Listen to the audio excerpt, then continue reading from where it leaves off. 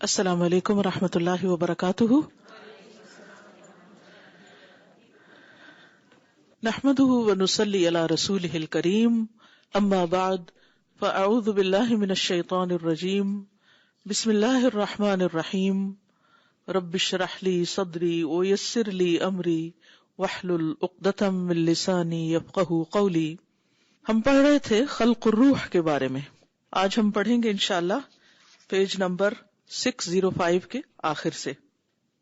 وَكُلُّ خَبَرٍ يُظَنُّ أَنَّ الْعَقْلَ يُحِيلُهُ فَلَا يَخْلُو مِنْ أَمْرَيْنِ.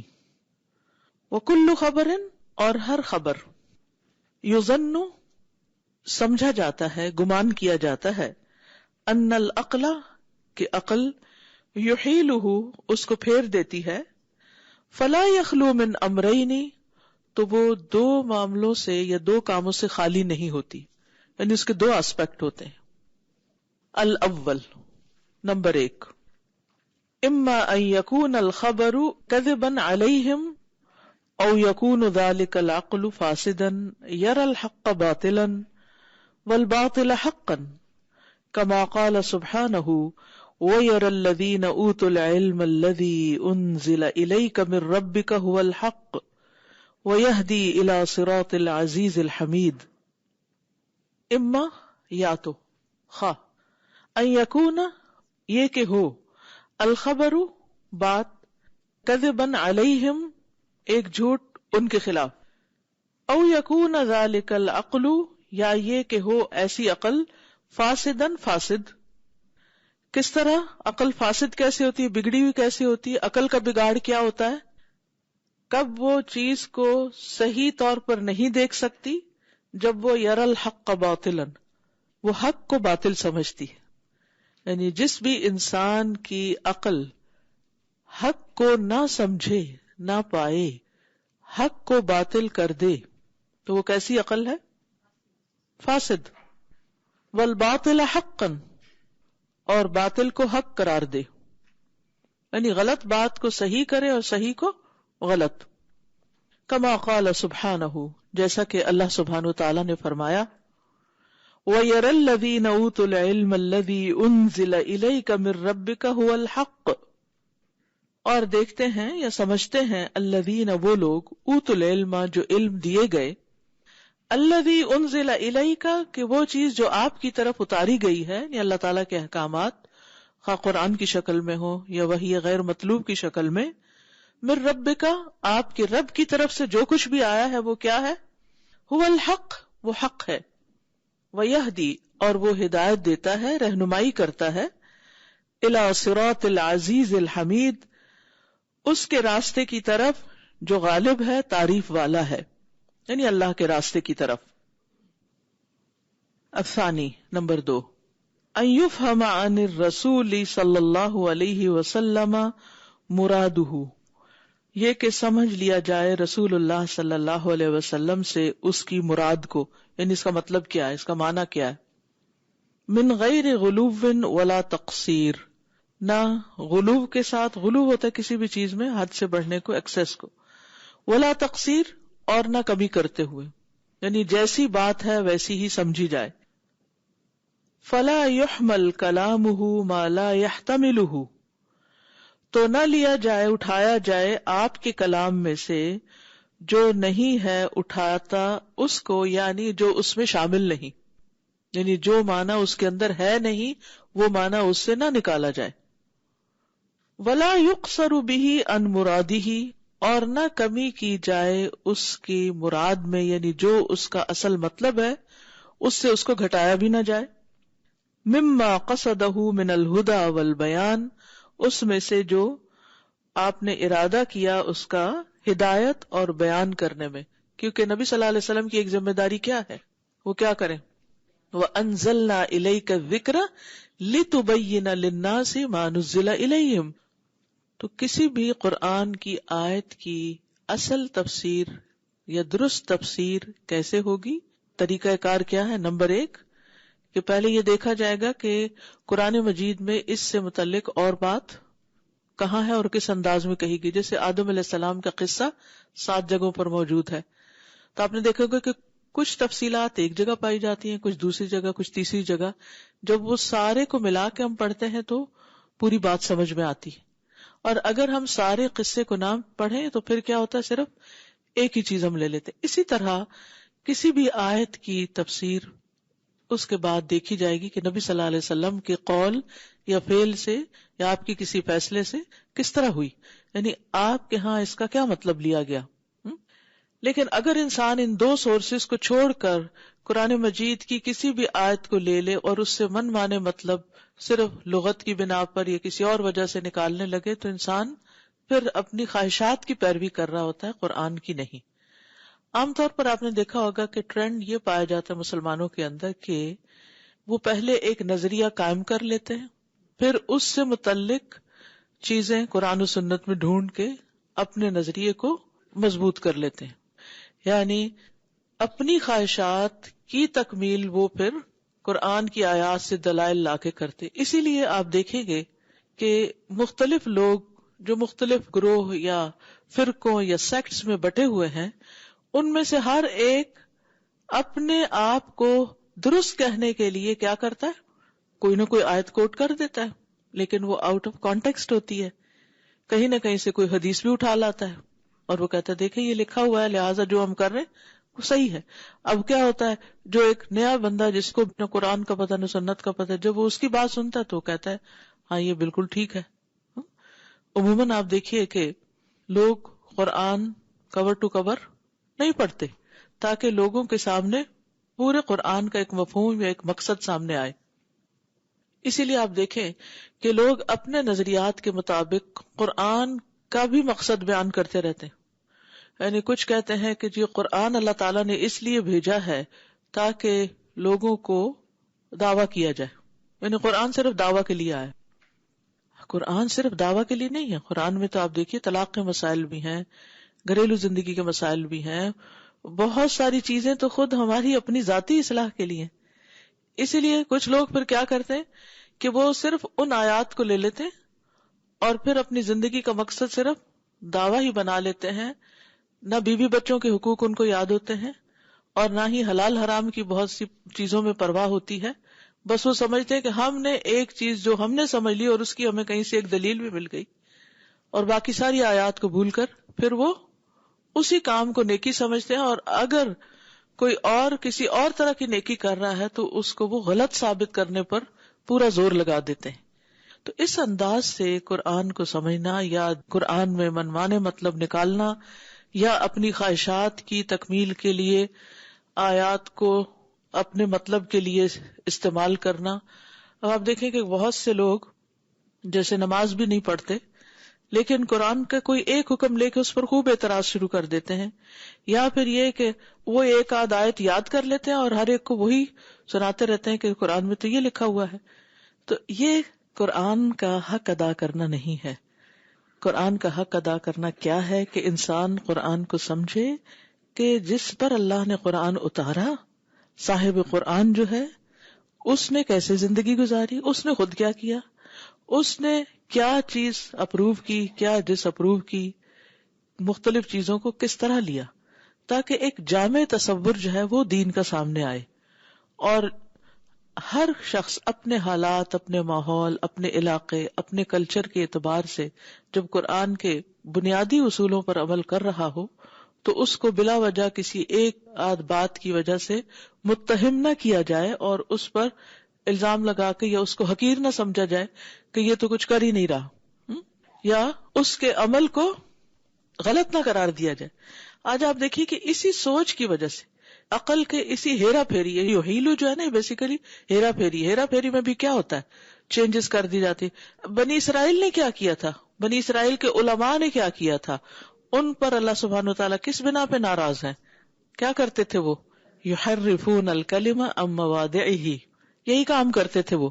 اور آپ نے خبردار کیا تھا کہ میری امت بھی انہی کے پیچھے چلے گی، جدھر وہ گئے وہی کچھ یہ کریں گے.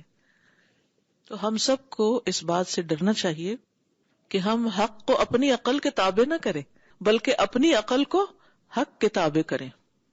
یعنی ٹھیک ہے اگر کوئی بات ہمیں سمجھنے میں مشکل ہو رہی ہے تو انسان اس کو سمجھنے کی کوشش کرے، لیکن ساتھ ہی یہ کہ میرے رب نے جو کچھ کہا ہے سچ کہا ہے، میں اس پر ایمان رکھتا ہوں اور اسی میں فائدہ ہے، اسی میں خیر خواہی ہے، اسی پر عمل کرنا ہی دراصل میرے لیے سعادت کی بات ہے. ٹھیک ہے. تو دین پڑھ کر بھی آپ دیکھیں شروع میں اللہ سبحانہ وتعالیٰ نے کرائیٹیریا دے دیا نا کہ ان اللہ لا یستحی ان یضرب مثلا ما بعودۃ فما فوقها فاما الذین آمنوا فیعلمون انہ الحق من ربہم. کوئی بھی مثال ہو، کوئی بھی بات ہو، کہتے ہیں ہمارا ایمان ہے کہ کتاب اللہ کی طرف سے، لہٰذا اس میں جو کچھ پایا جاتا ہے بالکل سچ ہے. اور اس کے برعکس دوسرے کیا کرتے ہیں؟ وَأَمَّا الَّذِينَ كَفَرُوا فَيَقُولُونَ مَاذَا أَرَادَ اللَّهُ بِهَذَا مَثَلًا يُضِلُّ بِهِ كَثِيرًا وَيَهْدِي بِهِ كَثِيرًا وَمَا يُضِلُّ بِهِ إِلَّا الْفَاسِقِينَ الَّذِينَ يَنقُضُونَ عَهْدَ اللَّهِ. یہ جو ایمان ہے نا، یہ عہد ہے، مِن بَعْدِ مِيثَاقِهِ وَيَقْطَعُونَ مَا أَمَرَ اللَّهُ بِهِ أَن يُوصَلَ. اور اس میں صرف رشتہ داریاں ہی نہیں ہیں، بلکہ جس چیز سے اللہ نے جڑنے کا حکم دیا ہے کہ اس کو پکڑ رکھو، اس کو وہ کاٹ دیتے ہیں، یعنی اصل سورسز سے تو دور ہوتے ہیں اور پھر اپنی منمانیاں کرتے ہیں. وَيُفْسِدُونَ فِي الْأَرْضِ، یہ پھر فساد ہوتا ہے. تو بہت سے لوگ صرف قرآن میں سے وہ لیتے ہیں جو ان کی عقل میں آتا ہے. ہماری عقل اس قابل کہاں کہ ہم اللہ کے علم کا احاطہ کر سکیں. وَلَا يُحِيطُونَ بِشَيْءٍ مِّنْ عِلْمِهِ إِلَّا بِمَا شَاءَ. تو اس لیے بہت سی جگہوں پر، اور دو طرح کی آیات ہیں ویسے بھی. کون کون سی؟ محکمات اور متشابہات. تو اما الذین فی قلوبہم زیغ، وہ کیا کرتے ہیں؟ فیتبعون ما تشابہ منہ ابتغاء الفتنۃ وابتغاء تأویلہ وما یعلم تأویلہ الا اللہ. اور راسخون فی العلم کیا کہتے ہیں؟ والراسخون فی العلم یقولون آمنا بہ کل من عند ربنا. تو ہمیں اس معاملے میں بہت احتیاط برتنے کی ضرورت ہے کہ قرآن و سنت کا جو فہم ہے اس کو حاصل کرنے کے لیے نمبر 1 نیت درست ہو، نمبر 2 یہ کہ اپنے دل کو، اپنی عقل کو، اپنی ہر چیز کو خالی کر کے ہر طرح کے پریویس جو ہمارے پچھلے خاندانی یا نسلی یا رسمی یا کلچرل یا سوسائٹی کے جو بھی کوئی خیالات ہیں، کچھ بھی، ان سب سے صاف کیا جائے اور حق کو ایز اٹ از قبول کیا جائے. کہ یہ میرے رب کی بات ہے، مجھے اس کو لینا ہے. یہ نہیں کہ میرا چونکہ دل نہیں کرتا اس کو لینے کو، اس لیے میں ادھر ادھر کی باتیں کر کے، تعویلیں کر کے اس کو اپنی مرضی سے ڈھال لوں. وقد حصل بسبب اہمال ذلك كل بدعۃ وضلالۃ ومعصیہ. اسی وجہ سے بسبب اہمال ذلك، اس چیز کو نظر انداز کرنے کی وجہ سے. اہمال ہوتا ہے کسی چیز کو پیچھے چھوڑ دینا. ہر بدعت اور گمراہی اور معصیت کا آغاز یہاں سے ہوا ہے، جب اللہ کے احکامات کا اصل معنی اور مفہوم یا مقصد سمجھنے کی کوشش نہیں کی گئی. ما حسن القصد او سوء القصد، چاہے اچھی نیت سے چاہے بری نیت سے. وما ذاک الا بسبب سوء الفہم عن اللہ ورسولہ، اور یہ نہیں مگر اس وجہ سے کہ اللہ اور اس کے رسول کے بارے میں فہم جو ہے، یا ان کے احکامات یا ان کی تعلیمات کے بارے میں جو سمجھنے کی ضرورت ہے اس میں خرابی ہے. یعنی سوء الفہم، سوء الفہم برا فہم، یعنی لا علمی بھی ہو سکتی ہے اور عقل کی کجی بھی ہو سکتی ہے اور خواہشات کی غلامی بھی ہو سکتی ہے، یعنی کوئی بھی چیز.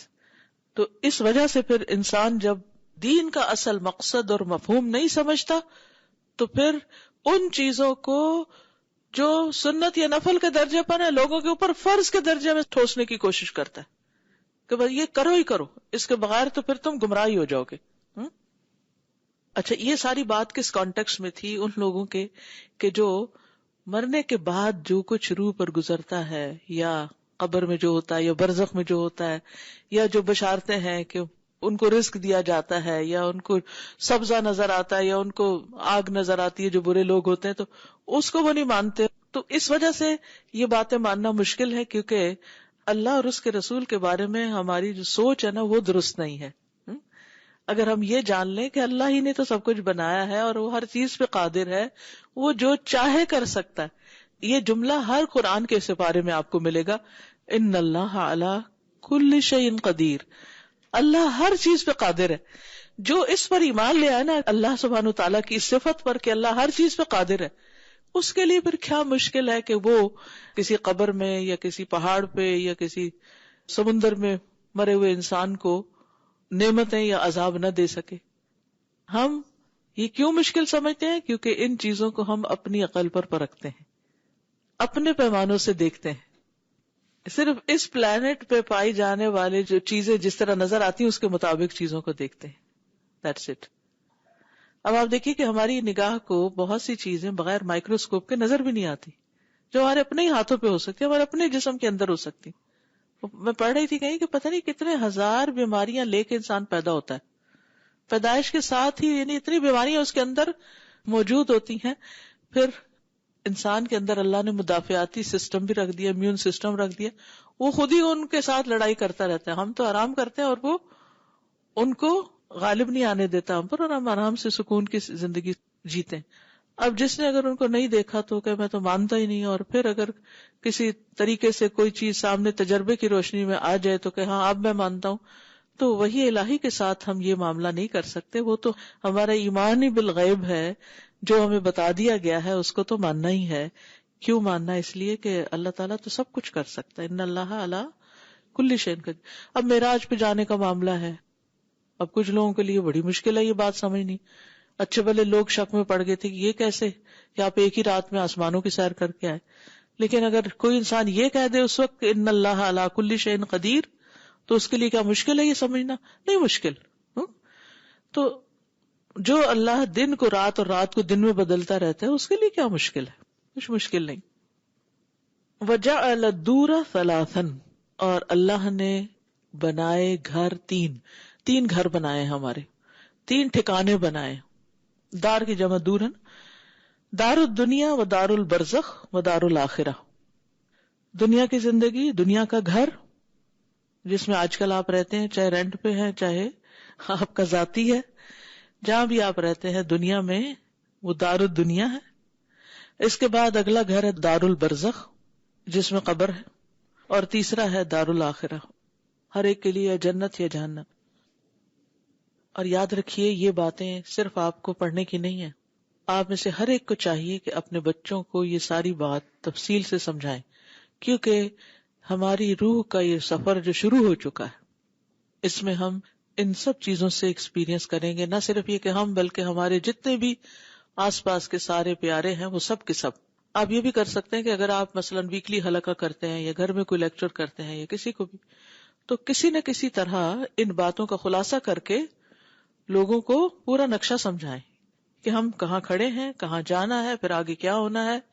اور اگر بچپن سے یہ باتیں سمجھا دی جائے نا تو زندگی اپنی اصل پہ آ جاتی. پھر انسان جتنا بھی جیتا ہے اس دنیا کو بس اتنی اہمیت دیتا ہے جس کے یہ لائق ہے، کیونکہ اس کا عرصہ بہت تھوڑا ہے اور یہ عمل کا وقت ہے، کام کا. اور پھر دار البرزخ، اور اس کے لیے پھر اسی طرح تیاری کرتا، اور پھر دار الآخرہ کے لیے بھی. وَجَعَلَ سُبْحَانَهُ لِكُلِّ دَارٍ أَحْكَامًا تَخُصُّهَا. اور یہ بڑی اچھی لاجیکلی انہوں نے یہ بات سمجھا دی ہے کہ اللہ نے ہر گھر کے لیے احکام رکھے ہیں جو اسی سے مخصوص ہے، یعنی ہر جگہ کے لیے مخصوص احکامات ہیں. دنیا سے متعلق احکامات مخصوص ہیں، برزخ سے متعلق الگ ہیں، آخرت سے متعلق الگ ہیں. ان سب کو آپ ایک نظر سے نہیں پرکھ سکتے، ہر ایک پہ ایک ہی بات نہیں چلتی. جو حکم آپ کو آج دیے جا رہے ہیں دنیا میں، کیا وہی کام آپ کو قبر میں بھی کرنے ہیں؟ نہیں. اور جو کچھ قبر میں ہے کیا وہی آخرت میں بھی ہو رہا ہوگا؟ نہیں. جنت میں بھی وہی چیزیں ہوں گی؟ نہیں. ہر جگہ کے اپنے ہی احکام، ہر ملک کا اپنا لا ہے. ٹھیک ہے نا، سمپل الفاظ میں آپ یوں سمجھ سکتے ہیں. ہر ملک کا اپنا قانون ہے، یا ہر گھر کا اپنا طریقہ ہے. اسی طرح آپ دیکھیے، جیسے ایک لڑکی کی زندگی ہوتی ہے، ماں باپ کے گھر رہتی ہے تو وہاں کا طریقہ اور ہوتا ہے، سسرال میں جاتی ہے تو وہاں کا طریقہ اور ہوتا ہے. جب وہ اپنا گھر بناتی ہے، الگ رہتی ہے، تو اس کا ایک اپنا ہی طریقہ ہوتا ہے، نہ وہ ماں باپ والا پورا ہوتا ہے نہ سسرال والا پورا ہوتا ہے. تو ہر جگہ کے لیے الگ طور طریقے ہیں. جیسے دنیا میں بھی اسی طرح ہماری زندگی میں دنیا کے احکامات قبر سے متعلق اور آخرت سے متعلق تینوں جگہ کو الگ الگ دیکھیں، ایک کو دوسرے پر قیاس نہ کریں. وَتُنَاسِبُ أَحْوَالَهَا، اور وہ ان کے حالات کے مناسب ہیں، اس سے مناسبت رکھتے ہیں. وَرَكَّبَ هَذَا الْإِنسَانَ مِنْ بَدَنٍ وَرُوحٍ، اور ترکیب دیا یا جوڑا اس انسان کو بدن اور روح کے ساتھ. وَجَعَلَ أَحْكَامَ الدُّنْيَا عَلَى الْأَبْدَانِ، اور دنیا کے احکامات بدن پر جاری کیے، ان کا تعلق بدن سے ہے. وَالْأَرْوَاحَ تَبَعًا لَهَا، اور روح ان کے تابع ہے. وَلِهَذَا جَعَلَ أَحْكَامَ الشَّرِيعَةِ مُرَتَّبَةً عَلَى مَا يَظْهَرُ مِنْ حَرَكَاتِ اللِّسَانِ وَالْجَوَارِحِ، اسی لیے اس نے بنائے شریعت کے احکام جو مرتب ہیں اس پر جو انسان کی زبان اور جوارح کی حرکات ظاہر ہوتی ہیں. یعنی جو ہم بولتے ہیں، ہماری زبان ہلتی ہے، تو اس کے لیے کچھ قانون ہے کہ کس چیز میں ہلانا ہے اور کس میں نہیں ہلانا. ہمارے ہاتھ اٹھتے ہیں، پاؤں چلتے ہیں، اس کے لیے قوانین ہے کہ کہاں ہاتھ رکھنا، کہاں نہیں رکھنا، ہاتھ سے سلامت رکھنا دوسروں کو، اور اسی طرح پاؤں سے کہاں جانا کہاں نہیں. اسی طرح باقی بھی، یعنی سمجھنے کی بات یہ ہے کہ اس دنیا میں جو بھی احکامات ہیں ان میں سے زیادہ تر کا تعلق ہمارے بدن سے ہے، یعنی ہمارے جسم کو کچھ کرنا ہے، جسمانی کام ہے زیادہ سے زیادہ. اور پھر خاص طور پر لسان اور باقی جوارح، جیسے دل دماغ بھی سب جوارح ہیں، ٹھیک ہے. وَإِنْ أَضْمَرَتِ النُّفُوسُ خِلَافَهُ، اگرچہ نفس اس کے خلاف کچھ چھپائے ہوئے ہوں لیکن ظاہر پر معاملہ کیا جاتا ہے.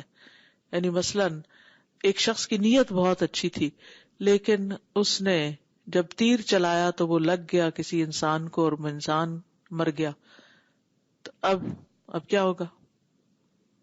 تیر لگا ہے، ٹھیک ہے، مان جاتے ہیں کہ قتل خطا ہے، لیکن حکم کیا ہے قتل خطا کا بھی؟ دیت دینی پڑے گی، ٹھیک ہے نا. تو اب وہ 100 دفعہ روئے کہ نہیں میری نیت تھی نہیں اس کو مارنے کی، میں بے قصور ہوں. ہاں واقعی تم بے قصور ہو، لیکن معاملہ ظاہر پر ہوگا. وَجَعَلَ أَحْكَامَ الْبَرْزَخِ عَلَى الْأَرْوَاحِ، کتنی اچھی طرح بات سمجھ میں آ رہی ہے نا. اور برزخ کے احکامات جو ہیں وہ روح پر جاری ہوتے ہیں، ٹھیک ہے. ان کی ڈائریکٹ ریسیپینٹ کون ہے؟ روح ہے. وَالْأَبْدَانُ تَبَعًا لَهَا، اور بدن اس کے تابع ہیں. فَالْأَبْدَانُ فِي الدُّنْيَا ظَاهِرَةٌ وَالْأَرْوَاحُ خَفِيَّةٌ وَالْأَبْدَانُ كَالْقُبُورِ لَهَا، تو بدن دنیا میں ظاہر ہے اور روح چھپی ہوئی ہے، اور بدن روح کے لیے قبر کی طرح ہے. یعنی روح اس وقت جکڑی ہوئی اندر کس کے؟ جسم کے، اس جیل میں ہے، ایک پنجرے میں ہے، سو یوں سمجھیے.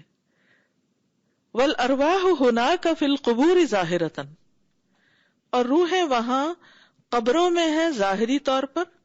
والابدان خفیۃ فی قبورها، اور جسم اپنی قبروں میں چھپے ہوئے ہیں، ٹھیک ہے. تجری احکام البرزخ علی الارواح، برزخ کے احکامات روحوں پر جاری ہوتے ہیں. فتسری الی ابدانها نعیما و عذابا، تو وہ لے جاتی ہیں اپنے جسموں کی طرف نعمتیں یا عذاب، ٹھیک ہے. یعنی روح پر جیسے عذاب ہوتا ہے تو وہ جسم تک بھی اس کو لے جاتا ہے، نہیں محسوس ہوتا ہے. اگرچہ جسم گھل چکا ہو، یعنی ظاہری جسم نہ بھی ہو تو روح تو نہیں مرتی. ابھی جیسے پچھلے سبق میں بھی تھا کہ روح فنا نہیں ہوتی، صرف الگ ہوتی ہے جسم سے. اب جسم ختم بھی ہو رہا ہے، سزا روح کو مل رہی ہے، تو وہ روح جو ہے اس بدن سے پھر بھی کنیکٹڈ ہے، اس حال میں بھی کنیکٹڈ ہے، کیونکہ روح جو ہے ایک لطیف چیز ہے. اور مرنے کے بعد جب جسم گھل جاتا ہے تو وہ بھی کیا بن جاتا ہے؟ ایک لطیف چیز بن جاتا ہے. تو روح کے لیے کچھ مشکل نہیں کہ اپنے اس مٹی بنے ہوئے گھلے ہوئے جسم سے کنیکٹ کرے. سمجھے کہ نہیں سمجھ آئی؟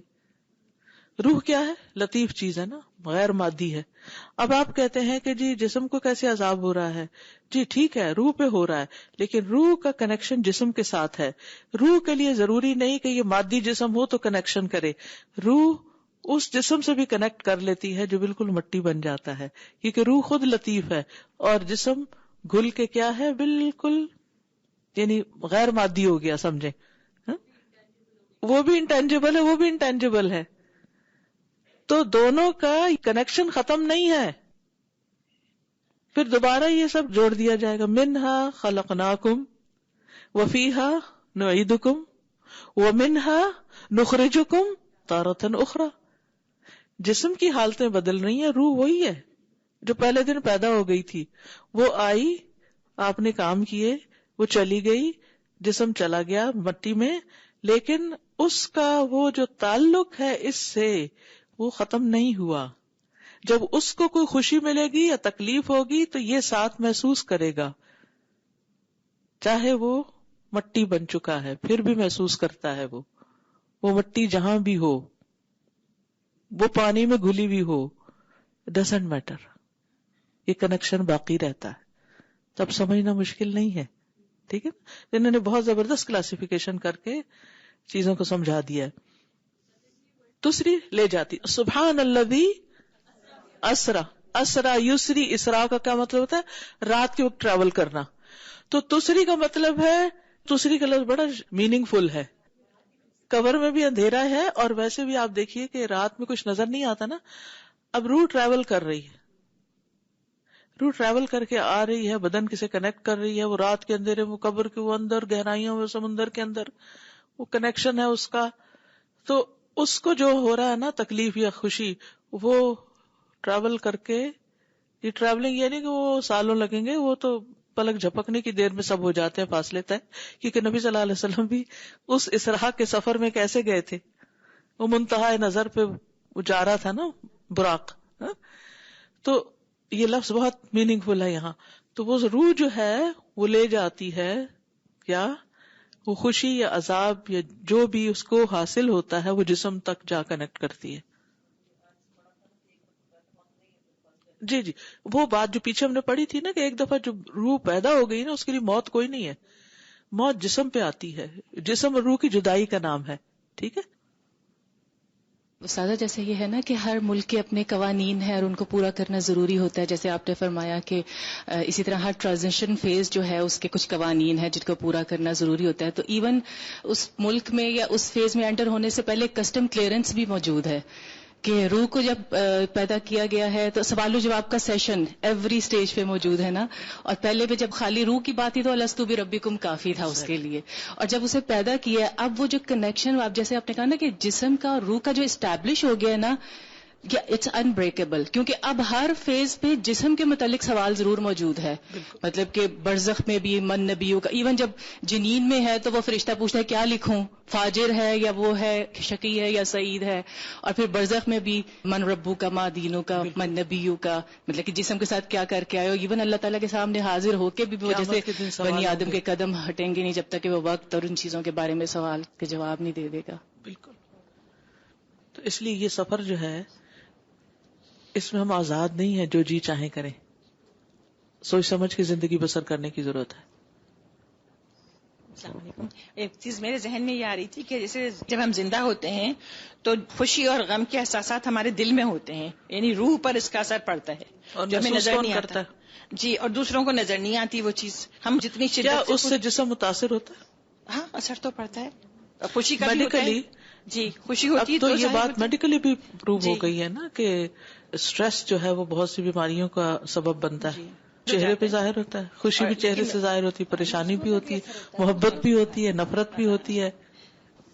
کما تجری احکام الدنیا علی الابدان وتسری الی الارواح عذابا او نعیما، جیسا کہ دنیا کے احکامات بدن پر جاری ہوتے ہیں. دھوپ کس کو لگتی ہے؟ جسم کو لگتی ہے، سردی جسم کو لگتی ہے. وتسری الی الارواح، اور وہ لے جاتے ہیں روحوں تک عذاب و نعیم، تکلیف یا خوشی، نعمتیں. یعنی تنگی تکلیف روح محسوس کرتی ہے حالانکہ متاثر جسم ہو رہا ہوتا ہے. وذالک واقع فی الدنیا بالنوم، اور یہ دنیا میں نیند میں بھی ہوتا ہے.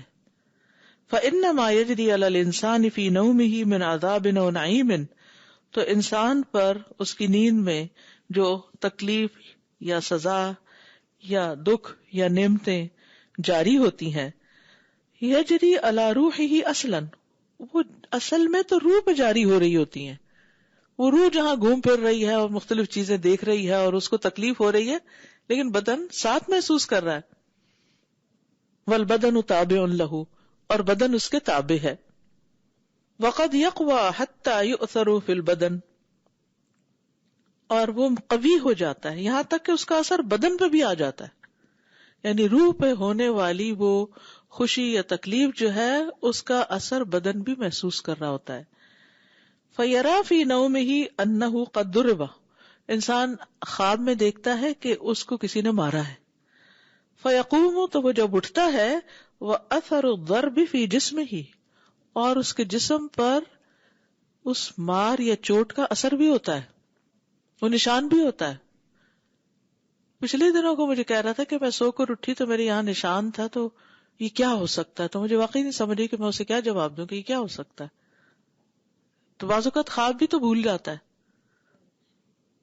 تو ایسا ہوتا ہے.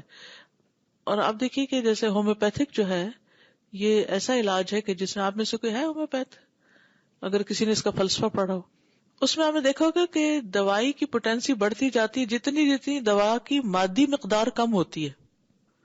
مثلا اگر آپ نے دودھ سے ایک دوا بنانی ہے، دودھ سے بھی دوا بنتی ہے ہومیوپیتھک کی، تو وہ یہ نہیں کہ دودھ کا 1 کلو لے کے اس کے اندر آپ چیزیں ڈال کے تو دے دیں نا. وہ کیا ہوتا ہے، دودھ کا صرف 1 قطرہ لیا جاتا ہے اور اس میں 100 قطرے پانی کے ملائے جاتے ہیں اور اس کو 100 جھٹکے دیے جاتے ہیں، تو اس سے ایک پوٹینسی بنتی ہے نمبر 1. اور اگر آپ یہ عمل 30 دفعہ دہرائیں تو 30 کی پوٹینسی بنتی ہے. 200 عام طور پر بنائی جاتی ہے، پھر 1M اور CM اور وہ اوپر کی پوٹینسیاں بنتی ہیں.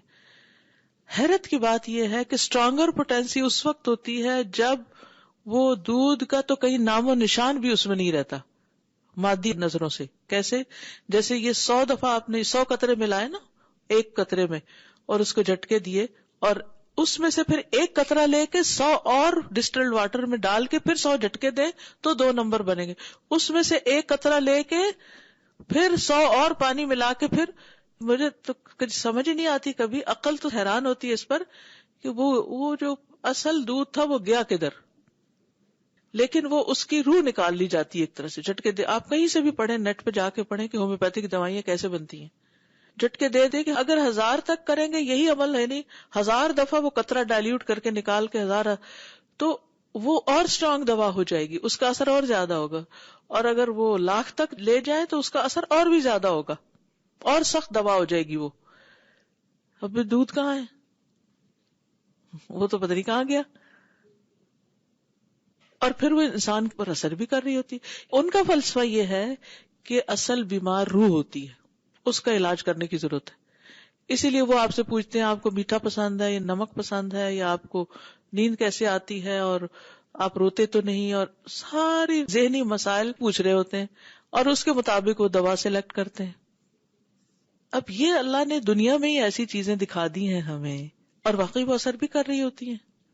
بعض اوقات تو صرف 1 ڈوز دینی ہوتی ہے، اور بڑی سے بڑی بیماری جو ایسے چلی جاتی ہے تو انسان حیران ہو جاتا ہے کہ یہ کیا. تو اس میں فلسفہ یہی ہے کہ بیمار روح ہوتی ہے اور اس کا اثر جسم پر ہوتا ہے، اور جب روح کا علاج کیا جاتا ہے تو جسم خود ہی ٹھیک ہو جاتا ہے. اور جب تک روح ٹھیک نہیں ہوتی تو وہ جسم کے ساتھ مل کے صحیح کام نہیں کر پاتی، صحیح الائنمنٹ نہیں ہوتی. بہرحال اللہ عالم. پھر وہ کہتے ہیں وَذَلِكَ أَنَّ الْحُكْمَ لِمَا جَرَى عَلَى الرُّوحِ اسْتَعَانَتْ بِالْبَدَنِ مِنْ خَارِجِهِ، اور یہ اس لیے کہ جو حکم روح پر جاری ہوا اس نے بدن سے باہر سے مدد لی. وَلَوْ دَخَلَتْ لَاسْتَيْقَظَ وَأَحَسَّ، اور وہ داخل ہوا تو جاگ گیا اور محسوس کیا. فَإِذَا كَانَ يَوْمُ حَشْرِ الْأَجْسَادِ، اور جس دن جسموں کے جمع کرنے کا دن ہوگا قیامت کا. وَقَامَ النَّاسُ مِنْ قُبُورِهِمْ، اور لوگ اپنی قبروں سے اٹھیں گے. صَارَ الْحُكْمُ، حکم جاری ہوگا. وَالنَّعِيمُ وَالْعَذَابُ عَلَى الْأَجْسَادِ وَالْأَرْوَاحِ مَعًا، تو نعمتیں اور عذاب جسموں اور روحوں پر اکٹھے ہی ظاہر ہوں گی. ظاہراً بادیاً فی کل منہما، جو ظاہر ہوں گی نظر آئیں گی ان میں سے ہر ایک پر. دنیا میں جسم غالب ہے، روح اس کے تابع. برزخ میں روح غالب ہے اور جسم اس کے تابع. اور آخرت میں روح اور جسم دونوں برابر کے. واللہ عز وجل جعل امر الآخرۃ وما کان متصلا به کالبرزخ غیبا. اللہ عز وجل نے آخرت کا معاملہ اور جو اس سے متعلق ہے جیسے برزخ، اس کو غیب میں رکھا ہے. وحجب ذلك عن ادراک المکلفین فی هذه الدار، اور چھپا دیا ہے اس کو مکلفین کے ادراک یا پرسپشن سے اس دنیا میں، یعنی ہم لوگوں سے اس دنیا میں اس کو پردے میں رکھا. کس کو؟ برزخ اور اس سے متعلق چیزوں کو، غیب کی چیزوں کو. وذلك من کمال حکمتہ ورحمتہ، یہ اس کی کمال حکمت اور رحمت میں سے ہے. ولیتمیز المؤمنون بالغیب من غیرہم، اور تاکہ ممتاز ہو جائیں، الگ ہو جائیں مومن غیب پر ایمان لانے کی وجہ سے اپنے علاوہ سے. یعنی مومن اور غیر مومن کا سب سے بڑا فرق کیا ہے؟ مومن غیب پر ایمان رکھتا ہے اور غیر مومن غیب پر ایمان نہیں رکھتا. یہ اصل فرق ہے. اس کی وجہ سے دونوں کا نقطہ نظر ہی زندگی سے متعلق فرق ہو جاتا ہے. اور کتنا بڑا فرق ہے یہ. ورنہ کھا پی رہے تو سبھی ہیں، دنیا میں گھوم پھر رہے ہیں، کام کاج کر رہے ہیں، اکٹھے بیٹھتے ہیں، چلتے پھرتے ہیں. بہت سے مومن غیر مومن اکٹھے رہتے ہیں، یعنی کام ورک پلیس پر ادھر ادھر. لیکن توکل اور یقین اور ایمان اور مقصد میں بہت بڑا فرق ہو جاتا ہے غیب پر ایمان لانے کی وجہ سے. مومن آخرت کے لیے جیتا ہے اور غیر مومن دنیا کے لیے. تو یہ بہت بڑی بلیسنگ ہے غیب پر ایمان لانا. دیکھیے ایمان جو ہے نا علم کے ساتھ بڑھتا بھی ہے. اگر آپ کا ایمان ہے نا، آپ کو ایمان نصیب ہو گیا نا، جتنا جتنا آپ کا علم بڑھتا جائے گا آپ کا ایمان ساتھ اور بڑھتا جائے گا. انما یخشی اللہ من عبادہ العلماء. جتنا ایمان ہوگا اتنی خشیت ہوگی. پھر جیسا ایمان اور علم ہوگا اتنی خشیت. اس کا تعلق بھی اسی سے. کس چیز سے ڈر رہے ہیں جو آپ کو نظر ہی نہیں آ رہی؟ کس چیز نے آپ کی خشیت کا لیول بڑھا دیا؟ اس علم نے بڑھایا.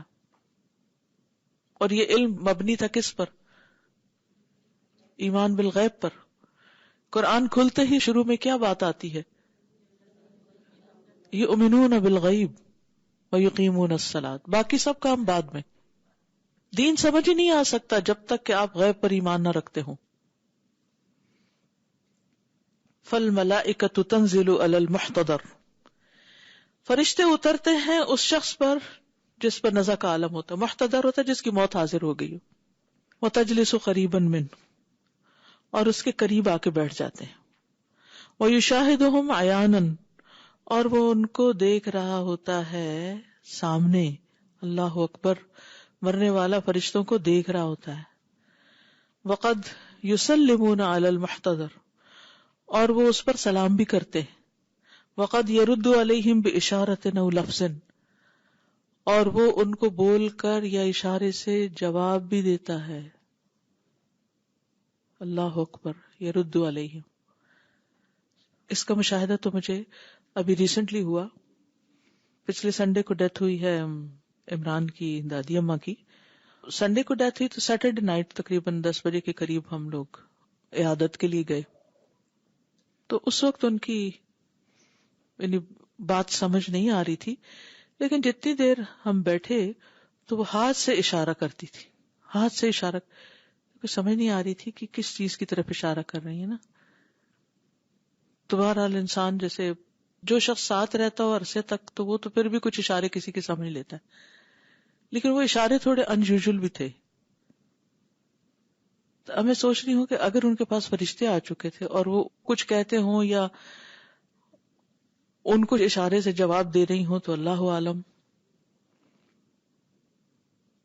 اور پھر یہ کہ اس کے بعد نگاہیں انسان کی جو ہے وہ دنیا سے اٹھ جاتی ہیں، نگاہیں اوپر ہو جاتی ہیں. عموماً آپ نے دیکھا ہوگا کہ کمزور سے کمزور، بیمار سے بیمار، مریض سے مریض انسان بھی جس کی آنکھیں بند ہوں موت کے قریب وہ خود بخود کھلنے لگتی، کیونکہ جب روح نکلتی ہے تو انسان کو روح جاتی ہوئی بھی دکھائی دیتی ہے محتضر کو. محتضر سے مراد وہ جس میں موت حاضر ہو گئی ہے. پھر اس کو فرشتے بھی دکھ رہے ہیں کیونکہ اب وہ درمیان میں ہے دنیا اور آخرت کی. اسی لیے آپ نے دیکھا ہوگا کہ سکرات الموت ہوتی ہیں, موت کی بے ہوشیاں ہوتی ہیں. بے ہوشی میں کیا ہوتا ہے کہ کچھ دیر دنیا سے ڈسکنیکٹ ہو جاتے ہیں اور وہ سب کچھ نظر آنے لگتا ہے, اور کچھ وقت میں پھر وہ لوٹ آتے ہیں اور جو آس پاس انسان ہوتے ہیں ان سے کچھ بات کرنے لگتا ہے. تھوڑی دیر میں یوں لگتا ہے کہ جیسے اب یہ کچھ نہیں سن رہے, اور تھوڑی دیر میں لگتا ہے کہ جیسے کچھ مانگ رہے ہوں. تو وہ بین بین ہوتے ہیں حتیٰ کہ فرشتے روح لے کے چلے جاتے ہیں. تو یہاں پر یہ کہتے ہیں کہ یہ سب بھی غیب کے امور ہیں. انسان اپنی آنکھوں سے دیکھتا ہے, یعنی مرنے والا یشاہدہم, ان کا مشاہدہ کرتا ہے. وَكَذَلِكَ النَّارُ الَّتِي فِي الْقَبْرِ لَيْسَتْ مِن نَارِ الدُّنْيَا. اللہ اکبر. قبر کی آگ دنیا والی آگ نہیں ہوتی, کیونکہ کچھ لوگ کہتے ہیں ہم نے قبر کھود کے دیکھی وہاں تو کوئی آگ ہی نہیں تھی. اب مائکرو ویو میں چیزیں گرم ہوتی ہیں, جل جاتی ہیں, کبھی پک جاتی ہیں, تو وہ آگ کدھر ہوتی ہے؟ اب وہ کوئی کہے میں تو نہیں مانتی, اس میں تو کوئی آگ ہی نہیں ہوتی. اگر دنیا میں اللہ نے ایسی چیزیں دکھا دی ہیں تو قبر سے متعلق یقین کرنے میں کیا مشکل ہے؟ وَالْخُضْرَةُ الَّتِي فِيهِ لَيْسَتْ مِنْ زَرْعِ الدُّنْيَا, اور وہاں کا جو سبزہ ہے وہ دنیا کی کھیتی باڑی والا نہیں ہے, دنیا کی کسی کراپ کا نہیں ہے, زرع کا. وَإِنَّمَا ذَلِكَ مِن نَارِ الْآخِرَةِ وَخُضْرَتِهَا, یہ آخرت کی آگ اور وہاں کا سبزہ ہے. فَلَا يُحِسُّ بِهَا الْأَحْيَاءُ فِي هَذِهِ الدَّارِ, زندہ لوگ اس دنیا میں اس کو محسوس ہی نہیں کر سکتے. لِأَنَّهُمْ مَحْجُوبُونَ عَنْهَا, کیونکہ وہ اس سے حجاب میں رکھے گئے ہیں. ہمارے اور آخرت کے بیچ میں برزخ ہے, پردہ ہے. برزخ اصل میں کیا ہے؟ پردہ, فارسی کا لفظ ہے, اس سے یہ عربی میں آیا ہے. ہمارے اور آخرت کے بیچ میں ایسا حجاب ہے جو وہ حجاب بھی ہمیں نظر نہیں آتا, لیکن ہم اس کے پار دیکھ ہی نہیں سکتے. وَلَوْ اطَّلَعَنَا اللَّهُ عَلَى ذَلِكَ لَزَالَتْ حِكْمَةُ التَّكْلِيفِ, اگر اللہ ہمیں اس پر اطلاع دے دیتا, ہمیں بتا دیتا, تو تکلیف کی حکمت ہی ختم ہو جائے. تکلیف کا مطلب کیا؟ مکلف ہونے کی, یعنی انسان مکلف ہے. مکلف کا کیا مطلب ہے؟ اس پہ کچھ ذمہ داریاں ڈالی گئی. وَلَمَا تَدَافَنَ النَّاسُ كَمَا قَالَ النَّبِيُّ صلی اللہ علیہ وسلم, اور لوگ دفن ہی نہ کرتے مردوں کو, جیسا کہ نبی صلی اللہ علیہ وسلم نے فرمایا, لولا اللہ تدافنوا لدعوت اللہ ان یسمعکم من عذاب القبر, اگر یہ بات نہ ہوتی کہ تم مردوں کو دفن نہیں کرو گے تو میں اللہ سے دعا کرتا کہ وہ تمہیں عذاب قبر میں سے کچھ سنوا دے, تو وہ تمہیں سنا دیتا. اور اگر تم سن لو تو پھر کوئی قبر میں کسی کو ڈالے ہی نہ. اسی لیے کہتے ہیں نا, اب تو کہتے ہیں کہ مر جائیں گے, مر گئے تو یہ مصیبت ختم, مر جاتا ہے. نہیں, مر کے بھی چین نہ آیا تو کدھر جائیں گے. وَرُؤْيَةُ هَذِهِ النَّارِ أَوِ الْخُضْرَةِ فِي الْقَبْرِ كَرُؤْيَةِ الْمَلَائِكَةِ وَالْجِنِّ, اس آگ اور سبزے کو دیکھنا قبر کے اندر ایسے ہی ہے جیسے ملائکہ اور جن کو دیکھنا. تَقَوْ أَحْيَانًا لِمَنْ شَاءَ اللَّهُ أَنْ يُرِيَهُ ذَلِكَ, اللہ کبھی کبھی جس کو چاہتا ہے دکھا دیتا ہے. کما حصل لبعض الناس, جیسے کہ بعض لوگوں کے ساتھ ہوا کہ کسی نے فرشتے کو دیکھا یا کسی نے جن کو دیکھا. واللہ عز وجل قد احدث فی هذه الدار ما هو اعجب من ذلك, اللہ عز وجل نے اس گھر میں اس سے بھی زیادہ عجیب و غریب چیزیں پیدا کی. فجبریل صلی اللہ علیہ وسلم کان ينزل علی النبی صلی اللہ علیہ وسلم, جبریل علیہ السلام نبی علیہ السلام پر نازل ہوتے تھے. فی صورت رجل, انسان کی شکل میں. وَيُكَلِّمُهُ بِكَلَامٍ يُسْمِعُهُ, اور اس طرح بات کرتے تھے جو آپ کو سنائی دیتا, سنواتے. وَمَنْ إِلَى جَانِبِ النَّبِيِّ صلی اللہ علیہ وسلم لَا يَرَاهُ وَلَا يَسْمَعُهُ, اور جو نبی صلی اللہ علیہ وسلم کے ساتھ بیٹھا ہوتا تھا صحابہ, ان کو نہ کچھ دکھائی دیتا تھا نہ وہ سن پاتے تھے. سبحان اللہ, یعنی اللہ سبحانہ وتعالی نے دنیا میں یہ چیز یعنی کروائی, اور نبی صلی اللہ علیہ وسلم صادق اور امین تھے, اور آپ نے کبھی جھوٹ نہیں بولا. اگر آپ نے کہا کہ میرے پاس فرشتہ ابھی آیا اور ابھی جبریل آئے تھے اور وہ یہ حکم دے کر گئے ہیں اور کسی اور نے نہیں دیکھا نہ کسی نے سنا، تو یہ آپ کی خصوصیت تھی، باقی لوگوں سے اللہ نے چھپا دیا، اور جس کو چاہا دکھا دیا، جس کو چاہا سنوا دیا. والجن یتحدثون بیننا بالاصوات المرتفعہ، اور یہ جن جو ہوتے ہیں ہمارے بیچ میں ہی اونچی اونچی باتیں کر رہے ہوتے ہیں، اونچی آوازوں سے بول رہے ہوتے ہیں ایک دوسرے سے. وَنَحْنُ لَا نَسْمَعُ وَلَا نَرَاهُمْ، نہ ہم ان کو سنتے ہیں نہ ہم ان کو دیکھتے ہیں، کیونکہ ان کی فریکوینسی فرق ہوتی ہے، مختلف ہوتی ہے. وَقَدْ نَسْمَعُ كَلَامَهُمْ وَلَا نَرَاهُمْ، اور کبھی کبھی ہم ان کا کلام سن لیتے ہیں لیکن ہم ان کو دیکھ نہیں پاتے. كَمَا إِذْ دَخَلُوا فِي بَعْضِ الْإِنسِ وَتَكَلَّمُوا، جیسا کہ بعض انسانوں میں وہ داخل ہو کر باتیں بھی کرتے ہیں. اور یہ کہانی آپ نے بہت سنی ہوگی کہ انسان بولتا ہے لیکن اصل میں اس میں جن بول رہا ہوتا ہے. فاللہ رؤوف بالعباد، اللہ اپنے بندوں پہ شفقت کرنے والا ہے. یخلق حوادث و مخلوقات، وہ مختلف واقعات اور مخلوقات پیدا کرتا ہے. یصرف عنہا ابصار الناس، لوگوں کی نگاہوں سے ان کو پھیر دیتا ہے. حکمتا منہ و رحمتا بہم، اس کی طرف سے بطور حکمت اور انسانوں پر رحمت کے لیے. لأنہم لا یطیقون رؤیتها و سماعها، کیونکہ انسان ان کو دیکھنے اور سننے کی طاقت ہی نہیں رکھتا. اگر یہ سب کچھ جو غیب میں ہمیں نظر آنے لگے تو ہم میں سے سب بے ہوش ہو کے گر پڑے، ہم برداشت ہی نہ کر سکیں. اگر صرف کرامن کاتبین ہی ہمیں نظر آ جائے نا تو ہماری بولتی رک جائے، ہم منہ کھول ہی نہ سکیں، بول ہی نہ سکیں.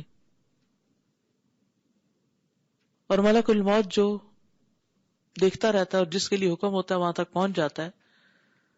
تو اگر ہمیں نظر آنے لگے ملک الموت گھومتے ہوئے کہ وہ جا رہا ہے ملک الموت اور اس گھر میں اتر گیا، اور ہسپتالوں کے اوپر پتہ نہیں کتنے فرشتے ہوں گے جو جان لینے کے لیے انتظار میں ہوں گے، اور کس کس وارڈ میں کیا ہو رہا ہے، اگر ہمیں نظر آ جائے تو ہم اپنے مریضوں کو ہسپتال ہی نہ لے کے جائیں. لیکن یہ اللہ نے ہم پر بڑا فضل اور رحمت کی ہے کہ ہم اس دنیا کی نعمتوں سے کچھ فائدہ اٹھا لیں اور اپنی آخرت کے لیے کچھ کام کر لیں. Recently in the Surah Baqarah class we were talking about yu'minuna bil ghaib, and an example that I gave to the children was that so many microscopic creatures out there which we know they are there but we don't see them, and if we could see them our life would become so difficult. So when Allah has concealed some things from us, it's out of mercy. So imagine if we could see the germs in our hands. Imagine if we could see the bacteria and the different things, viruses, etc. in the air, on our hands, on our phones, on our food, in our drinks.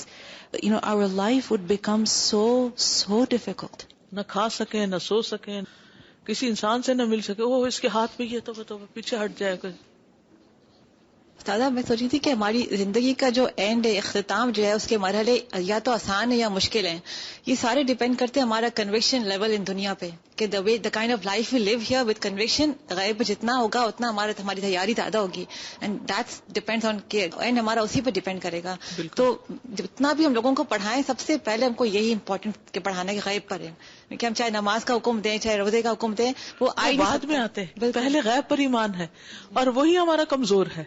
اسی وجہ سے وہ بچے ہوں بڑے ہوں ان کو اگلی باتیں کرنا اور ماننا سمجھنا ہی مشکل ہو جاتا ہے.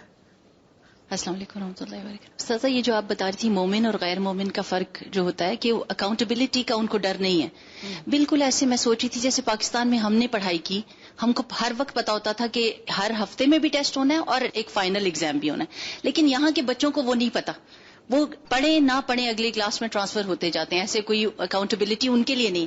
تو ان کے سوچ میں اور ہماری سوچ میں زمین آسمان کا فرق تھا. ہم ہر وقت ایک ٹیسٹ کے لیے تیار رہتے تھے. بالکل اسی طرح مومن اور غیر مومن بھی ہوتا ہے. مومن ہر وقت جو ہے وہ الرٹ ہوتا ہے اور غیر مومن نہیں. اور اس طرح ایک اور بات، ہماری بیٹی جب فوت ہوئی تھی تو وہ جیسے نا کہ سب دیکھنے لگ جاتے ہیں، تو she was saying some words جو دوسروں کو نہیں سمجھ آ رہے تھے. وہ جیسے سکرات تھی تو لیٹے لیٹے ایک دم اٹھ جاتی تھی گھبرا کے اور کہتی تھی کہ اتنے بڑے بڑے پھول ہیں تمہیں نظر نہیں آتے، یہ چیز تمہیں نظر نہیں آتی ہے. دین شی وڈ گو بیک، پھر لیٹ جاتی تھی اور پھر گھبراہٹ میں اٹھتی تھی. تو سبحان اللہ، there are so many things that they see and we don't know. ساتھ آیا ہے نا والراسخون فی العلم یقولون آمنا بہ کل من عند ربنا ولا یذکر الا اولو الالباب. تو اس میں اگر آپ دیکھیں تو جب راسخون فی العلم ہو جاتے ہیں تو ان کا ایمان ہو جاتا ہے اور ایمان بالغیب ہو جاتا ہے. اور پھر اللہ کہتے ہیں کہ یہ وہی لوگ ہیں جو اولو الالباب ہیں، یعنی جو they reach the crux of the matter، یعنی بہت ہی زیادہ ان کی وہ ہے. اور یہ ہمارے دین میں بہت ہی خوبصورت چیز ہے کہ جو جتنا علم میں زیادہ ہو جاتا ہے، جتنا اس کی سمجھ زیادہ ہو جاتی ہے، وہ اتنا غیب پہ زیادہ ایمان کرنے لگ جاتا ہے. اس کو پتہ چلتا ہے کہ میری نالج کی ایک لمٹ ہے اور اس کے آگے پھر وہی پہ ڈیپینڈ کرنا ہے. بالکل. اور دوسرے جو ریلیجنز ہیں جیسے کرسچینٹی میں بھی کہتے ہیں بلیو، لیکن وہ کہتے ہیں کہ close your mind and then believe what we are telling you. اور وہ بیسیکلی ان کو ٹرینٹی کا کانسیپٹ سمجھ نہیں آتا، لیکن انہیں کہا جاتا ہے بس بلیو کر لو اس پہ. لیکن ہمارا دین جو ہے وہ کہتا ہے سوچیں، اور جتنا سوچیں گے اتنا آپ ریئلائز کریں گے کہ جو وحی میں ہے وہ صحیح ہے، اور آپ کو اپنی لمیٹیشنز کا زیادہ اندازہ ہوتا ہے. بالکل. السلام علیکم ورحمۃ اللہ استاذہ. میں نے گورکن کا انٹرویو پڑھا تھا. ایک بندے نے اس سے پوچھا کہ تم جب قبریں کھودتے ہو تو تمہیں کیا پتا چلتا ہے اس بندے کے حالات کا، یعنی کہ مشکل ہوتی کیا ہوتا ہے؟ تو وہ کہتا ہے کہ بعض قبریں ایسی ہوتی ہیں کہ جب میں ان کو کھودنے کے لیے نیچے اترتا ہوں تو ان میں اتنی تپش ہوتی ہے کہ میں باہر آ جاتا ہوں، اور بعض قبریں اتنی ٹھنڈی محسوس ہوتی ہیں کہ مجھے وہاں اتنا سکون ملتا ہے مجھے. تو یعنی کہ اس بندے کو پتا چل جاتا ہے کہ اس بندے کے حالات قبر کے کیا ہوں گے. ہم کسی اپنے پیارے کو کسی اوون میں نہ ڈالیں، لیکن ہمیں پتہ نہیں ہوتا، اور اللہ نے ہم سے غائب پہ رکھا ہے، اس لیے ہم ڈال آتے ہیں. وہ آگے جو بھی بھگتے اب اس پر ہے. السلام علیکم.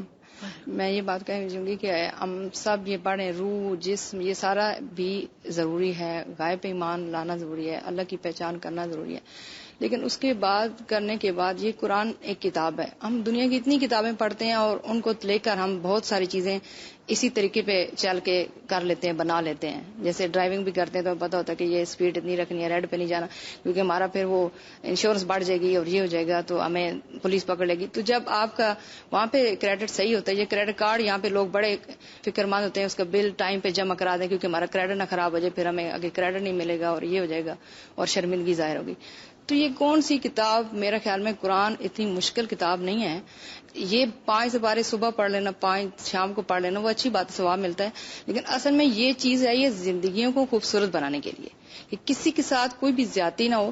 ہم اپنی زندگیوں میں ہر چیز جو ہے وہ قرآن کے مطابق کریں. اللہ تعالیٰ بار بار آپ صلی اللہ علیہ وسلم سے یعنی ان کے تھرو ہمیں بتا رہے ہیں کہ آپ یہ کہیں، اور خود ہی بتا رہے تھے کہ آپ بنی اسرائیل کو یہ جواب دیں، اہل کتاب کو یہ جواب دیں.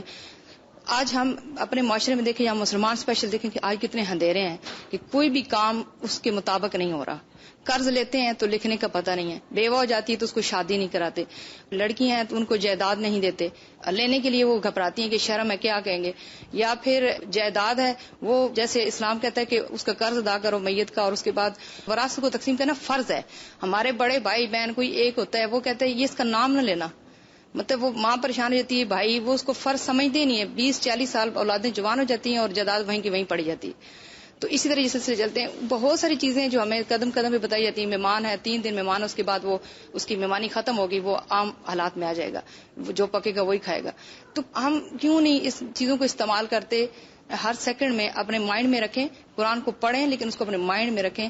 اب مجھے کیا کرنا ہے، اب مجھے کیا کرنا ہے. جب ہم کینیڈا سے جاتے ہیں تو ہم ناراض ہوتے ہیں 2 مہینے رہے کہ ہماری خاطر نہیں ہو رہی. بھی خاطر کیوں ہو رہی؟ 3 دن مہمان ختم، اب وہ کریں تو احسان ہے، نہ کریں تو ناراضگی نہیں ہے. دادا جیسے قبر کے بیان اور موت کے قریب، تو میرے والد کا بھی انتقال ہو رہا تھا، تو ہم لوگوں کو تھوڑی دیر پہلے ہماری امی نے کہا کہ دیکھیں بالکل وقت ختم ہو رہا ہے، ان کا نظر آ رہا ہے نزاک عالم میں. اور بار بار کہے جا رہے تھے کہ یہ پھولوں کی کیاریاں ہیں، یہ دیکھو یہ پھولوں کی کیاریاں ہیں، اپنے گھر چلو اپنے گھر چلو. تو ہماری بہن نے پوچھا کہاں چلیں؟ قبلہ رخ چلو. اس طرح سے وہ کہتے رہے. اور پھر انتقال کے وقت میں اور میری بھابھی بالکل کھڑکی کے پاس بیٹھے ہوئے تھے.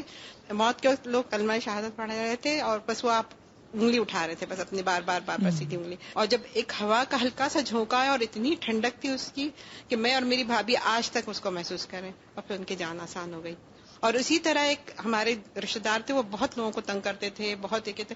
انہوں نے اپنی ماں کے انتقال پہ جب قبر میں اترے تھے تو بتایا کہ میرے ان کا اپنا بھانجا کہنے لگا کہ وہ جب اپنی ماں کو کے میرے قبر کے لیے اتارے تو سانپ ان کے قبر میں مطلب پیڈ سے لپٹ گیا اور انہوں نے جھٹکا دیا اور نکل گیا، کیونکہ انہوں نے بہت زیادہ لوگوں کو تنگ کیا ہوا تھا. تو ان کا اپنا بھانجا کہہ رہا تھا کہ ماموں کو یہ ہوا. تو ایک انسان جو زندگی دنیا میں الگ، ان کے اپنے اپنے طریقے الگ ہوتے تو ان کو نظر آتی لوگوں کو چیزیں. بالکل. استاذہ روح کے کام تو دنیا میں محسوس تو ہم کرتے ہیں، جیسے ہم کسی کے گھر میں جاتے ہیں اور بہت ویلکمنگ ماحول ہوتا ہے تو ہماری روح خوش ہوتی ہے، اور کبھی کبھی ہم بہت محلوں میں جاتے ہیں، انتہائی بھاری پن ہوتا ہے، کبھی کبھی ہم زمین پہ بیٹھ کر نیک لوگوں کے ساتھ کچھ بھی کھاتے ہیں تو لگتا ہے سیر ہو گئی طبیعت، اور عجیب سرور کا عالم ہوتا ہے. لیکن کہیں بڑی بڑی دعوتوں میں تکلف سے سہمے بیٹھے بیٹھے یا ادھر ادھر دیکھتے رہتے ہیں کہ کب ختم ہوگا یہ معاملہ تو گھر جائیں. ہماری روح ہے نا یہ، پھر اس کے انتظار قبروں میں ہے. چلیے آگے چلیں. والعبد اضعف بصرا وسمعا وتحملا من ان يثبت لمشاهدة عذاب القبر.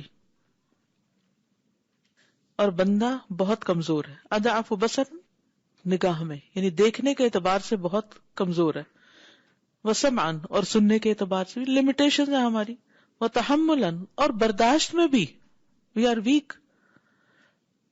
من ان یثبت لمشاہدۃ عذاب القبر، اس بات پر کہ وہ عذاب قبر کے مشاہدے کو ثابت کر سکے یا پروو کر سکے اپنے ایکسپیرینس کے ساتھ. بہت مشکل ہے. دیکھیں ہم تھوڑی سی تکلیف آتی ہے تو ہم کہتے ہیں اب صبر نہیں ہوتا، کہہ دیتے ہیں نا، اب نہیں برداشت کر سکتے، یہ تو میں برداشت ہی نہیں کر سکتی، کیونکہ ویک ہے ہم اپنی کمزوری ظاہر کر رہے ہوتے ہیں. جب ہم یہ کہتے ہیں نا ہم برداشت نہیں کر سکتے، اس کا مطلب ہے I am showing my weakness and we are weak. کوئی کہہ دیتے ہیں اور کوئی نہیں کہتے، لیکن ہوتے ایسے ہی ہیں یا اسے کمی بیش. تو اسی لیے اللہ تعالیٰ بندے پر رحم کر کے ان کو اس دنیا کے لیے بس اتنی سم و بصر کی قوتیں دی ہیں جتنی اس کے عمل کے لیے ضروری ہیں. ابھی آگے کو نہیں دیکھ سکتا وہ. وَإِذَا كَانَ الْعَبْدُ يَسْتَطِيعُ أَن يُوسِّعَ الْقَبْرَ، اور جب بندہ استطاعت رکھتا ہو کہ قبر وسیع کر سکے، وَيَسْتُرُهُ عَنِ النَّاسِ اور اسے لوگوں سے چھپا سکے، فَلَا يَعْلَمُونَ مِنْهُ إِلَّا مَا شَاءَ تو وہ اس کو نہ جان سکے مگر جو وہ چاہے. فَكَيْفَ يَعْجِزُ رَبُّ الْعَالَمِينَ أَن يُوسِّعَ عَلَى مَن يَشَاءُ تو رب العالمین کیسے عاجز ہو سکتا ہے اس بات سے کہ وہ لوگوں کے لیے کچھ وسیع کر سکے. یعنی اگر کوئی انسان یہ چاہے کہ میں مادی طور پہ قبر کو کھلا کر لوں، بڑی سی قبر کھود لوں یا اس میں چھپ جاؤں، قبر نہ بھی ہو کوئی بھی جگہ، تو انسان اگر چیزوں کو بڑا یا چھوٹا کر سکتا ہے تو کہ اللہ تعالیٰ کے لیے کیا مشکل ہے. وَيُضَيِّقُهُ عَلَى مَن يَشَاءُ جس پہ چاہے تنگ کر دے، وَيَسْتُرَ ذَلِكَ عَمَّن يَشَاءُ جس سے چاہے چھپا دے، وَيُظْهِرَهُ لِمَن يَشَاءُ اور جس کو چاہے ظاہر کر دے.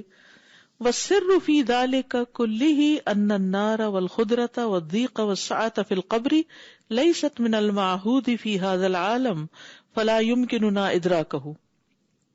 وَالسِّرُّ فِي ذَلِكَ اور اس میں راز یہ ہے، سیکرٹ یہ ہے، أَنَّ النَّارَ وَالْخُدْرَةَ کہ آگ اور سبزہ یعنی قبر کا، وَالضِّيقُ وَالسَّعَةَ اور تنگی اور وسعت فی القبر قبر میں، لَيْسَتْ مِنَ الْمَعْهُودِ فِي هَذَا الْعَالَمِ یہ اس دنیا میں معلوم ہی نہیں.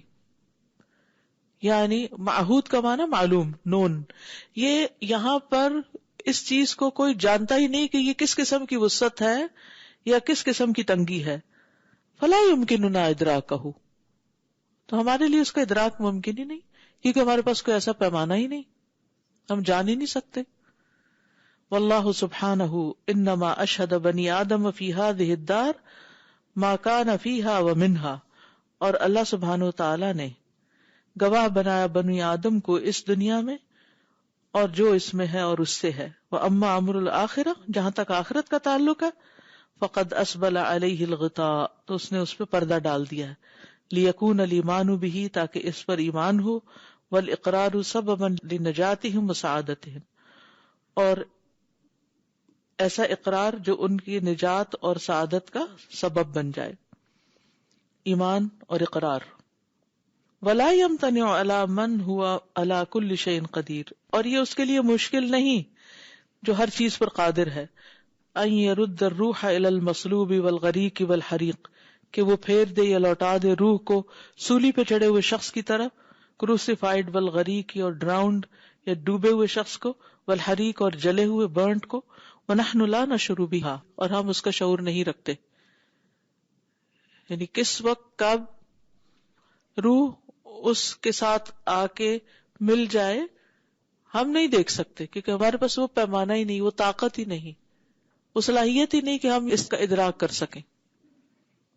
وَكَذَلِكَ مَنْ تَفَرَّقَتْ أَجْزَاؤُهُ، اور اسی طرح جس شخص کے جسم کے ٹکڑے ٹکڑے ہو جائیں، تفرقت، لا يمتنع على الذي لا يعجزه شيء، اس پر کچھ مشکل نہیں جس کو کوئی چیز عاجز نہیں کرتی.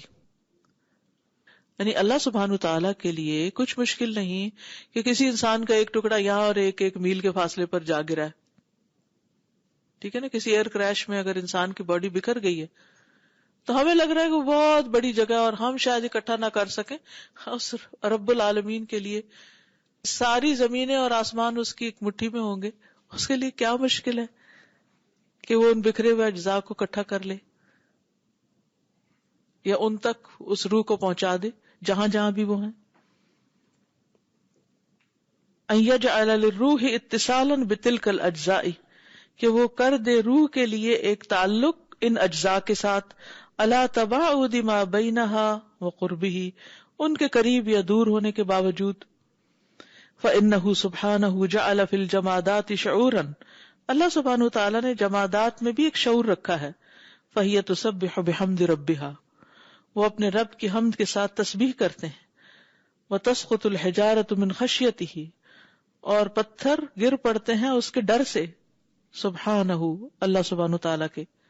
وَإِن مِّن شَيْءٍ إِلَّا يُسَبِّحُ بِحَمْدِهِ وَلَٰكِن لَّا تَفْقَهُونَ تَسْبِيحَهُمْ إِنَّهُ كَانَ حَلِيمًا غَفُورًا، اور نہیں کوئی چیز مگر اس کی حمد کے ساتھ اس کی تسبیح کر رہی ہے، لیکن تم ان کی تسبیح کو سمجھتے نہیں، بے شک وہ بردبار. لعذاب البرزخ ونعیمہ، عذاب قبر اور اس کی نعمتیں، یہ دراصل نام ہے عذاب برزخ اور اس کی نعمتوں کا. وہو ما بین الدنیا والآخرہ، اور برزخ دنیا اور آخرت کے درمیان کی چیز ہے. وہذا البرزخ یشرف اہلہ فیہ علی الدنیا والآخرہ، اور یہ برزخ اوپر ہوتا ہے اس کے رہنے والوں کے، یا اس کی نگرانی کرتا ہے جو بھی اس میں ہوتا ہے دنیا اور آخرت پر. وسمی عذاب القبر ونعیمہ وانہ روضۃ او حفرۃ، اور نام رکھا گیا اس کا عذاب قبر یا نعیم القبر، اور یہ ہے یا تو ایک باغ یا ایک گڑھا. بے اعتبار غالب الخلق، اس اعتبار سے جو کسی بھی مخلوق میں غالب ہو. وَإِلَّا فَإِنَّ لِلْغَرِيقِ وَالْحَرِيقِ وَالْمَصْلُوبِ، ورنہ غریق یعنی غرق ہونے والا اور جلنے والا اور مصلوب جو ہے، وَمَنْ أَكَلَتْهُ السِّبَاعُ وَالطُّيُورُ، اور جس کو درندے اور پرندے کھا لیں، من عذاب القبر ونعیمہ ما للمقبور، اس کے لیے بھی عذاب قبر اور اس کی نعمتوں میں سے ہے جو مقبور کے لیے یعنی قبر والے کے لیے ہوتا ہے. یعنی عذاب قبر کا لفظ دراصل عذاب برزخ ہے. تو عذاب قبر کیوں کہا جاتا ہے؟ کیونکہ غالب اکثریت قبر میں جاتی ہے، یہ مطلب ہے.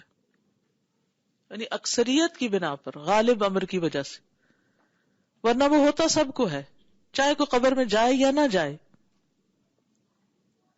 نہیں سمجھ آئی؟ یعنی یہ جو لفظ بولا جاتا ہے نا عذاب قبر، یہ اس لیے بولا جاتا ہے کہ میجورٹی کو قبر میں دفن کیا جاتا ہے انسانوں کی. ورنہ کوئی انسان جہاں بھی ہو، چاہے اس کو جلا دیا جائے، چاہے اس کو پانی میں بہا دیا جائے، چاہے اس کو کہیں بھی پھینک دیا جائے، اس کے لیے برزخ تو ہے ہی ہے. اور اگر برزخ میں وہ ہے تو عذاب بھی ہے اور نعیم بھی ہے، دونوں چیزیں.